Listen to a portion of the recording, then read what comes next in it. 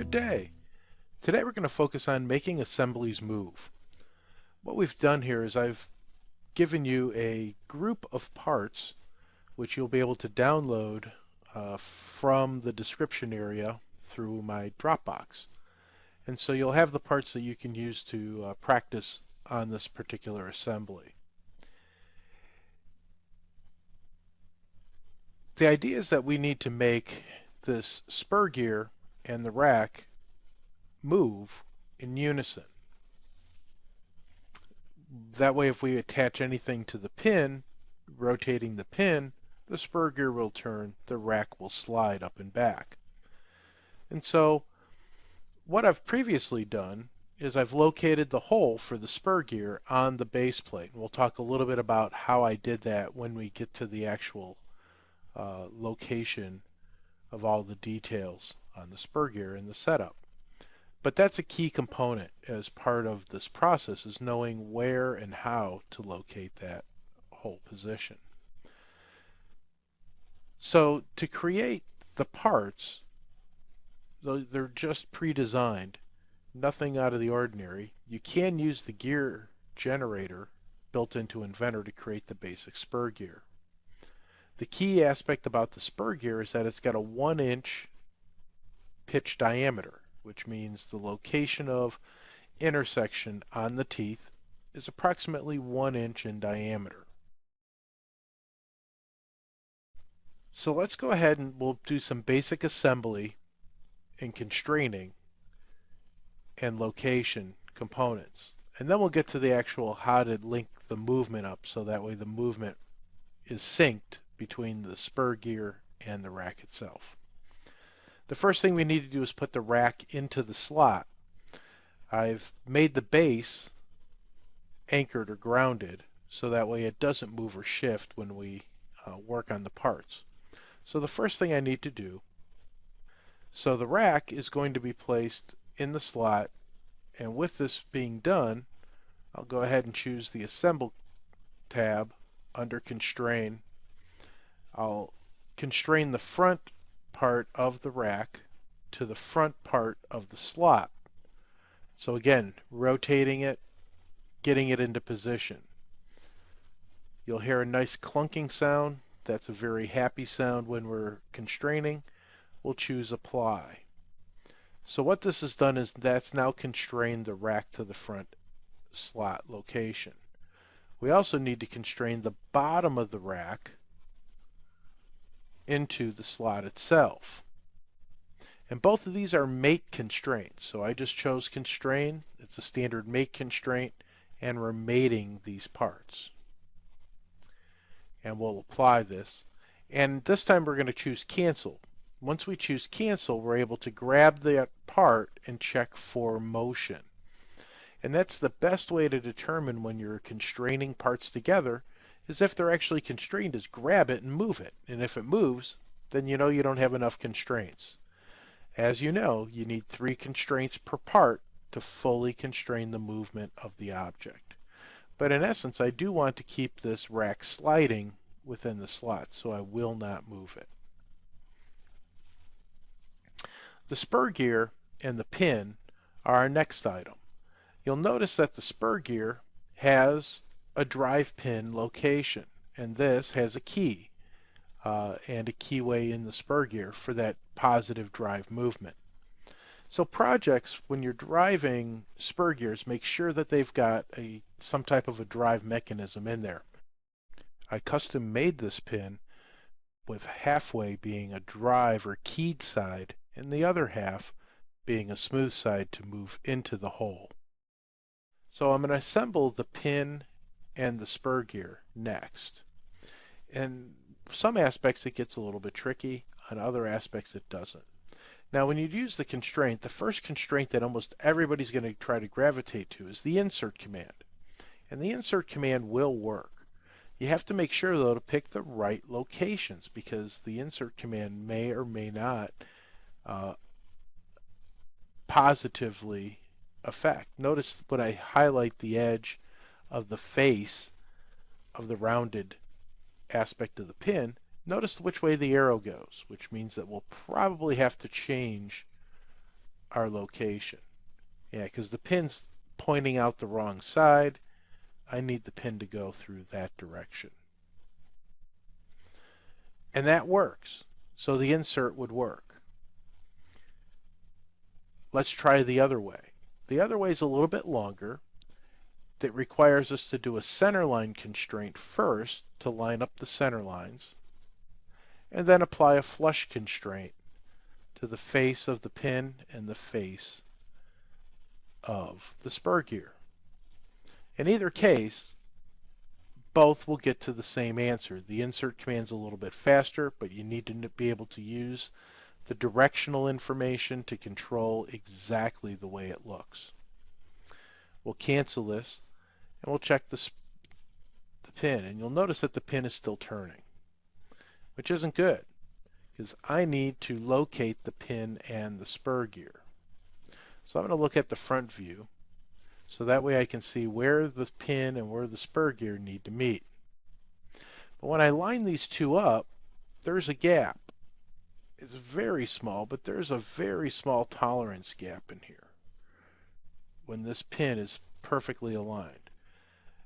And that's the way it's supposed to be. You should have a tolerance gap in here. If there isn't, then that keyway won't necessarily be able to be inserted into the spur gear. And if you have a separate key that goes into a pin or a shaft, you definitely need to have a tolerance level. So how do we control the location of this? Well, it's a two-step process. The first step is you can try the mate constraint and mate the side of the pin to the side of the spur gear. So I can try to mate the side of the pin and mate that if everything's designed within a really close tolerance. This should work, and it locks up. The key is that you have to have two perfectly flat surfaces to mate. Now, if it doesn't work, the second option that you can use is the angle constraint. And there you can provide a little bit of a tolerance gap, or you could try the mate constraint and apply an offset so that the tolerance gap is applied. Both will work. So the mate constraint now keeps that into position. Okay, so this is now a separate, more or less a subassembly. I need to align the pin into the hole. And to do that, we'll use the constraint, and this time, instead of using the insert constraint, which I could, and if you use the insert constraint, it would be the back of the pin to the back of the surface. But I'm going to use the mate constraint here and mate the center line of the two. Alright, so now that they're both mated, that means they're not going to move. I need to kind of locate where this pin is. And you'll notice that there's a space of that pin that's pointing out the back.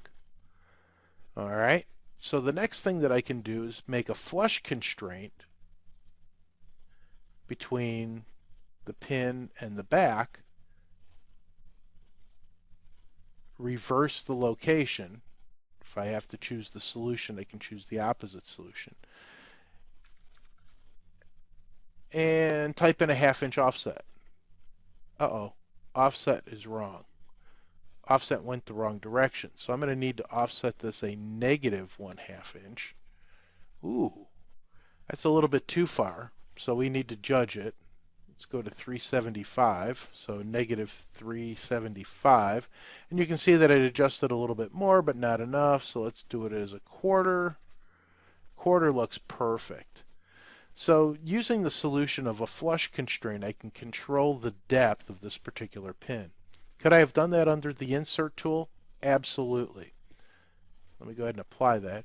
The insert tool also has the offset capability, so I could have applied just a single offset. But again, when you use the offset, you have to know what to pick. You want to pick the two surfaces that will align this the closest that it can, and then adjust the distance of alignment. Okay, so now we've got the spur gear. Spur gear is not looking real good here because it's just running right into the rack itself. But you'll notice that what I'll do is I'll kind of adjust the spur gear so it sets just in between the rack and it barely touches. So here's the deal. You want to get the hole, and I mentioned this earlier, the hole position is critical. So technically the depth of this tooth should just about touch the base of the spur gear, and the same with the tooth on the spur gear should basically touch. We've got a little bit of a gap here, and I probably could move the hole down a little bit further. How much farther? Well, the maximum distance that I have, and let's go to inspect and choose distance. The maximum distance I have between these two is 0.02 inches. Okay, 2 thousandths. So we're talking, I've got 2 thousandths of an inch. But when this intersects this edge, I have to stop. So I'm pretty close because between these intersection points and these intersection points, we can actually measure these two from here to there. I've got, wow, 0.001 of a distance, and from here to there, I've got 0.002. So there's not much more room I can move this particular spur gear into the rack. It's pretty tight at this point.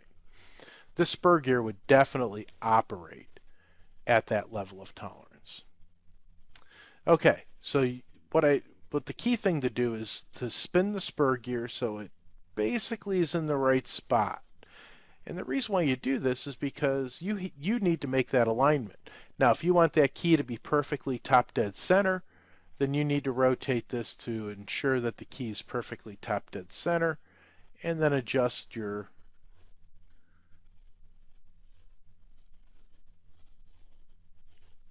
gear slightly off of top dead center so that way the gearing pattern holds. So that's the first thing that we need to do to make this work as a drive system. Because right now the rack just moves up and back and the spur gear just spins.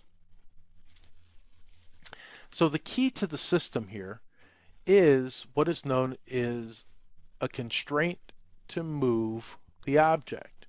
And so there is actually a tab called motion constraints. And there's two types of motion. We can use two round objects like two gears to rotate between themselves, or we can make a linear and straight object interact, and that's called a rotation translation.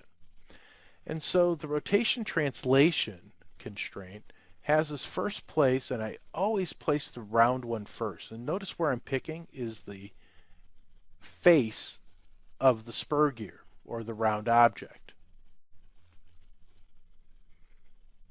The second constraint, I always select an edge and not a face. I've had the best luck using the edge of, in this case, the straight object, the rack, as opposed to a face. So I'm going to pick this edge as the second movement.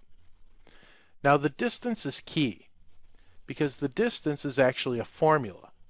I'll throw the formula up online here so you'll be able to see it, but the formula is basically pitch diameter times 3.14. So the point of intersection plus pi or times pi will be the distance. Well, this spur gear happens to be a 1-inch pitch diameter, so multiplying that we'll have 3.14. That's close enough for what we're doing. You could add the 1415 if you'd like, if you wanted to be a little bit more fastidious. We'll go ahead and choose apply. And we'll choose cancel. And we'll hope that the rack and the spur gear move in the same direction. Oh yeah. Pretty amazing. But what if they don't move in the same direction? So I'm here in the browser window. We just did the rotation translation, and I'm going to edit that. So the rotation translation, you'll notice you've got two solutions. If I choose the opposite solution and choose OK, Watch what happens now. The spur gear and the rack do not turn in unison. I'll turn it back to the previous setting, and once again they'll be in unison. However, you want to zoom up because there's a good chance that, yep, see the error? What happened is when I turned it to the other option, we shifted and we went off of our known location. So I'm going to suppress this constraint for a second, slide the rack into position, or rotate the spur gear. Makes no difference. Maybe you have to do a little bit of both to make this really work well. That looks really good. Now unsuppress. And what you're doing here is you're basically turning off the constraint, turning on the constraint. And when you turn the constraint back on, you'll notice that it now meshes. Problem is that it'll keep driving even past the location that we need to go. So at this point, this is needing a little bit of digestion because we just did something really very, very cool. So at this point, we now need to learn how to drive this constraint so it stops at one end of the rack and can be driven all the way to the other end of the rack without crashing a tooth of the spur gear into the rack. And to do this, or the reason why we do this, is for animation purposes, because we can then make an animation of the spur gear moving up and back.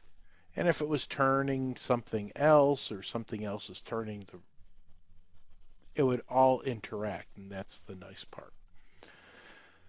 So we need to turn on, we have two work planes on the spur gear, and they just happen to be there. If you didn't, you'd put a work plane through the center of the spur gear. And so you'll want to put a work plane through the center of the spur gear. And that's easy enough to do in terms of creating the work plane. But this work plane needs to have a constraint applied between the work plane and the rack.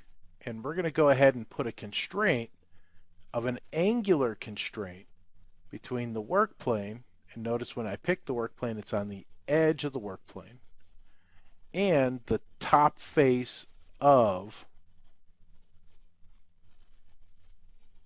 the rack.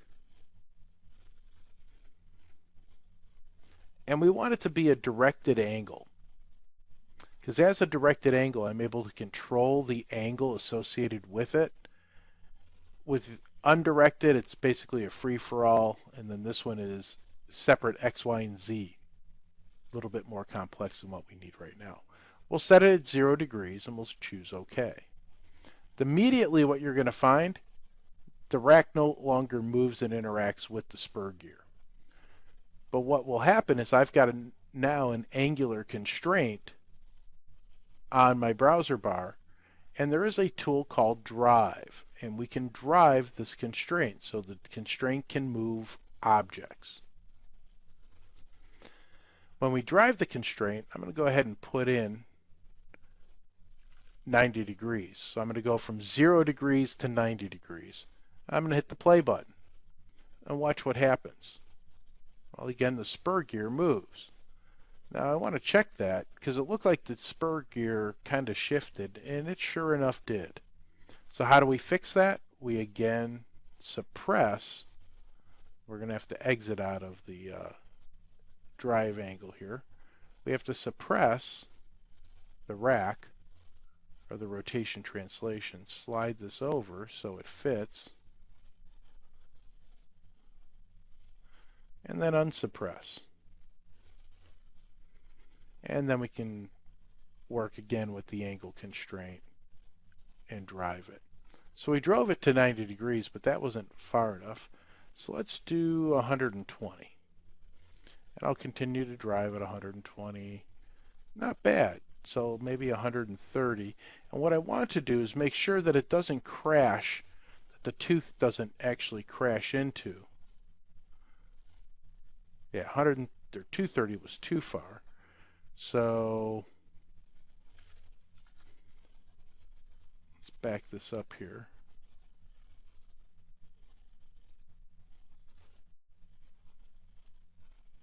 So that's 130. And that's getting pretty close, maybe 135 degrees. So what I want to do is make sure that this tooth does not hit the object. 140. Perfect. 140 it is. Probably like 142, 143 will be the actual point of impact. So now we can reverse this and go back to 0.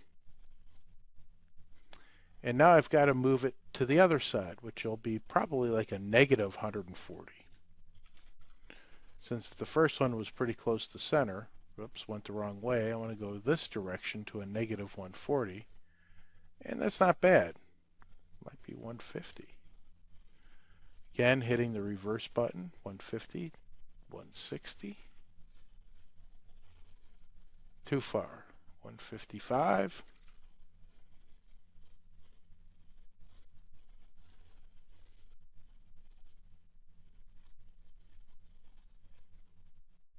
A little too close for comfort. 152 it is.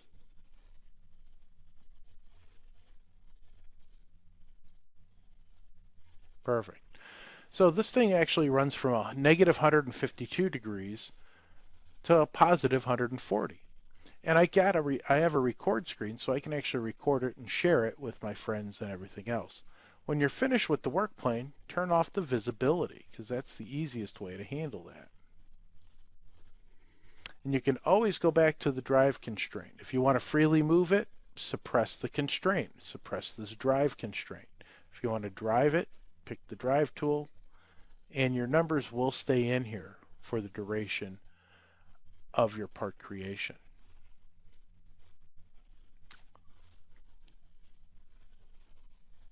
Well, that's about it. The whole idea is that we can have a whole lot of fun um, with this. If you go to the advanced tools, we can check for collision. And if there's a collision detected, and what's happening is that it's actually touching the edge of the spur gear, and that's why there's a collision detection. But this will give you the control of moving your object. If you want to freely move your object, suppress the constraint on the angle, and once suppressed, your spur and your rack will move freely again.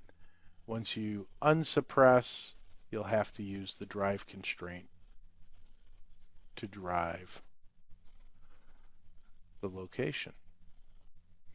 Well, have a great day. I'm going to post the file information again here at the end of the video, and it's in the description. So you can download these files, assemble them, and then practice this on your own. Again, have a great day.